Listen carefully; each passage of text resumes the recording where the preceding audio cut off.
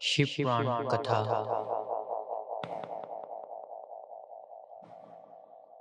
विदेश्वर संहिता 17वां अध्याय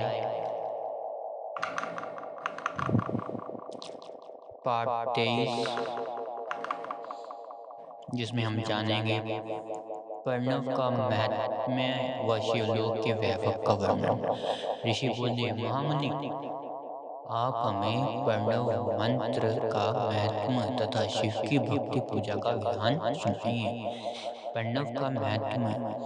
सूत जी ने कहा, महर्षियों, आप लोग तपस्या के धनी हैं तथा आपने मनुष्यों की भलाई के लिए बहुत ही सुंदर प्रश्न किए हैं। मैं आपको इसका उत्तर सरल भाषा में दे रहा हूँ, पर प्रकृति से उत्पन्न संसार रूपी महासागर का नाम है प्रणव। इससे पार करने के लिए नौका स्वरूप है, इसलिए ओंकार को प्रणव की संज्ञा दी गई है, पर पंच नहीं है वह तुम्हारे लिए, इसलिए ओम को प्रणव नाम से जाना जाता है। अर्थात प्रणव वह शक्ति है जिसमें जीव के लिए किसी प्रकार का भी परपंच अथवा धोखा नहीं होता। यह प्रणव मंत्र सभी भक्तों को मोक्ष देता है। मंत्र का जाप तथा इसकी पूजा करने वाले उपासकों को यह नूतन ज्ञान देता है। माया रहित महेश्वर को भी नव अर्थात नूतन कहते हैं। वह परमात्मा के शुद्ध स्वरूप है। प्रणव साधक को नया अर्थात शिव स्वरूप देता है, इसलिए विद्वान इसे प्रणव नाम से जानते हैं, क्योंकि यह नव दिव्य परमात्म ज्ञान प्रकट करता है, इसलिए यह प्रणव है। प्रणव के दो भेद है, स्थूल और सूक्ष्म। ओम सूक्ष्म प्रणव व नमः शिवाय। यह पंचाक्षर मंत्र स्थूल प्रणव है। जीवन मुक्त पुरुष के लिए सूक्ष्म प्रणव के जाप का विधान है, क्योंकि यह सभी साधनों का सार है। देह का विलय होने तक सूक्ष्म प्रणव मंत्र का जाप अर्धभूत परमात्म तत्व का अनुसंधान करता है। शरीर नष्ट होने पर ब्रह्म स्वरूप शिव को प्राप्त करता है। इस मंत्र का 36 करोड़ बार जाप करने से मनुष्य योगी हो जाता है। यह अकार, उकार, मकार, बिंदु और नाद सहित अर्थात ओम, ऊ, म, 3 दीर्घ अक्षरों और मात्राओं सहित प्रणव होता है, जो योगियों के हृदय में निवास करता है। यही सब पापों का नाश करने वाला है। शिव है और ऊ शक्ति और मकार इसकी एकता है। पृथ्वी, जल, तेज, वायु और आकाश 5 भूत शब्द, भूत तथा शब्द, स्पर्श आदि 5 विषम, कुल मिलाकर 10 वस्तुएं मनुष्य की कामना के विषय है। इनकी आशा मन में लेकर जो कर्मों का अनुष्ठान करते हैं वह प्रवृत्ति मार्गी कहलाते हैं, तथा जो निष्काम भाव से शास्त्रों के अनुसार कर्मों का अनुष्ठान करते हैं वह निवृत्त मार्गी है। वेद के आरंभ में तथा दोनों समय की संध्या वंदना के समय सबसे पहले ओकार का प्रयोग करना चाहिए। प्रणव के 9 करोड़ जाप से पुरुष शुद्ध हो जाता है, फिर 9 करोड़ जाप से पृथ्वी की, फिर इतने ही जाप से तेज की, फिर 9 करोड़ जाप से वायु की, और फिर 9 करोड़ जाप से गंध की सिद्धि होती है। ब्रह्मांड सहस्त्र ओकार मंत्रों का रोजाना जाप करने से प्रबुद्ध व शुद्ध योगी हो जाता है।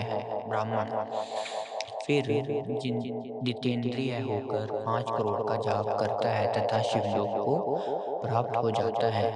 क्रिया, तप और जाप के योग से शिव योगी 3 प्रकार के होते हैं।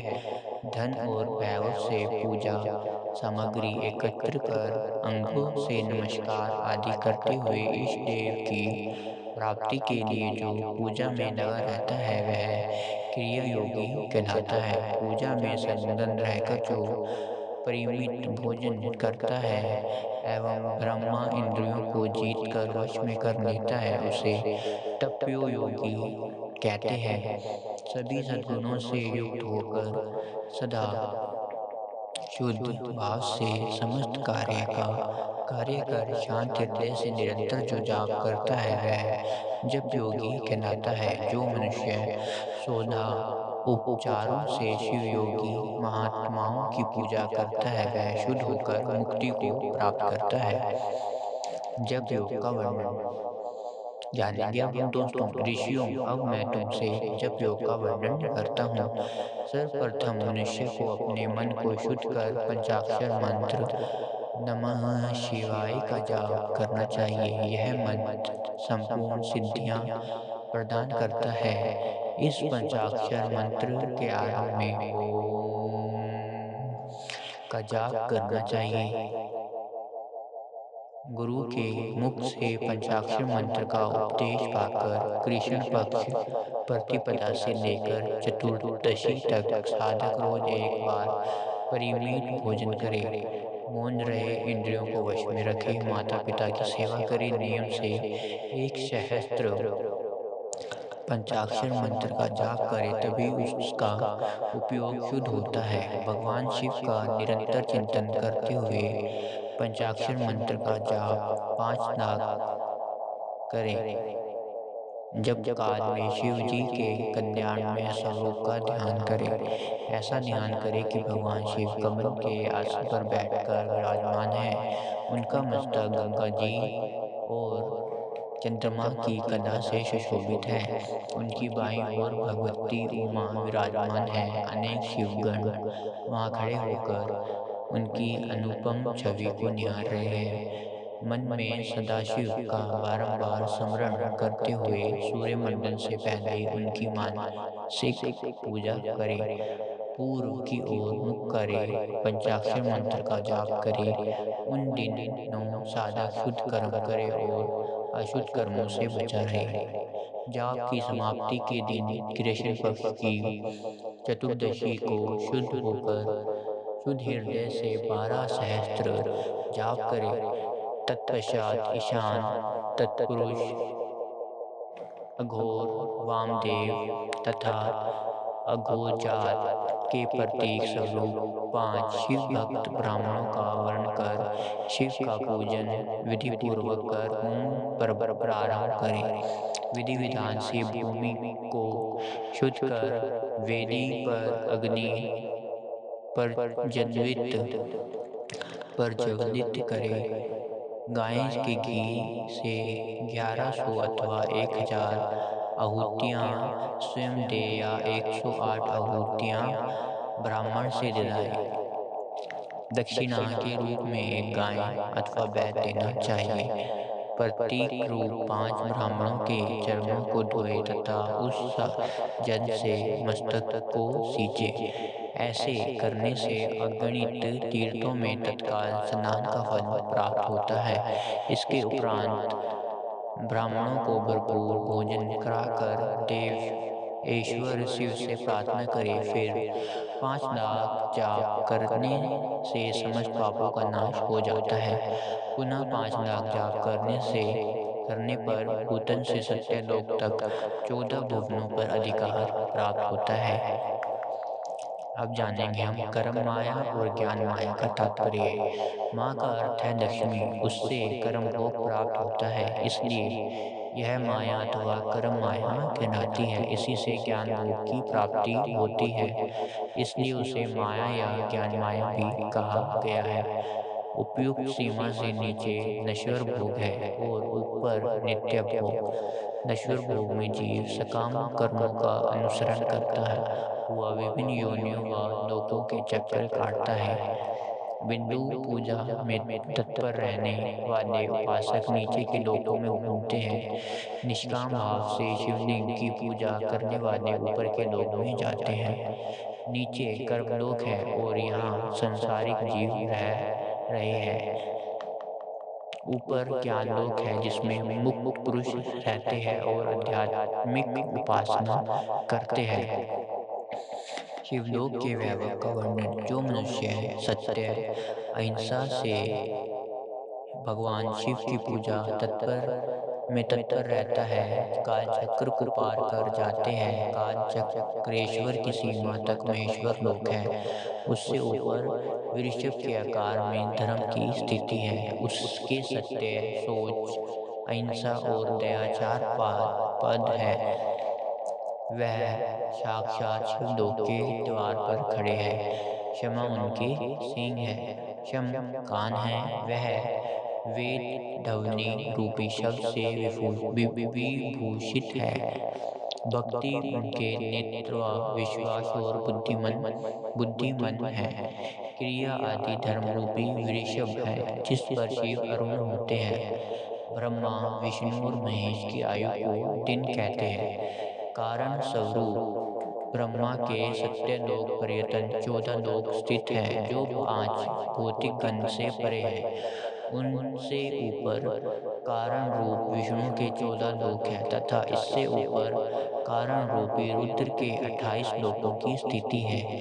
फिर कारण नेश शिव के 56 लोक विद्यमान हैं। सबसे ऊपर 5 अवरणों से युक्त ज्ञानमय कैलाश है, जहाँ 5 मंडलों, 5 ब्रह्मा कालों और आदि शक्ति से संयुक्त आदि लिंग है, जिसे शिवालय कहा जाता है। वहीं पराशक्ति से युक्त परमेश्वर शिव निवास करते हैं। वह सृष्टि, पालन, संहार, तिरोभाव और अनुग्रह आदि कार्यों में कुशल है। नित्य कर्मों द्वारा देवताओं का पूजन करने से शिव तत्व का साक्षात्कार होता है। जिन पर शिव की कृपा दृष्टि पड़ चुकी है वे सब मुक्त हो जाते हैं। अपनी आत्मा और आनंद का अनुभव करना ही मुक्ति का साधन है। जो पुरुष क्रिया, तप, जाप, ज्ञान और ध्यान रूपी धर्मों से शिव का साक्षात्कार करके मोक्ष को प्राप्त कर लेता है, उसके अज्ञान को भगवान शिव दूर कर देते हैं। शिव भक्ति का सत्कार। साधक 5 लाख जाप करने के पश्चात भगवान शिव की प्रसन्नता के लिए महाअभिषेक एवं नैवेद्य से शिव भक्तों का पूजन करें। भक्त की पूजा से भगवान शिव बहुत प्रसन्न होते हैं।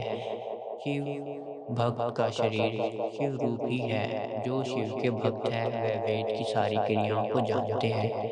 वह जितना अधिक शिव मंत्र का जाप करते हैं उतना ही शिव का समीप्य बढ़ता है।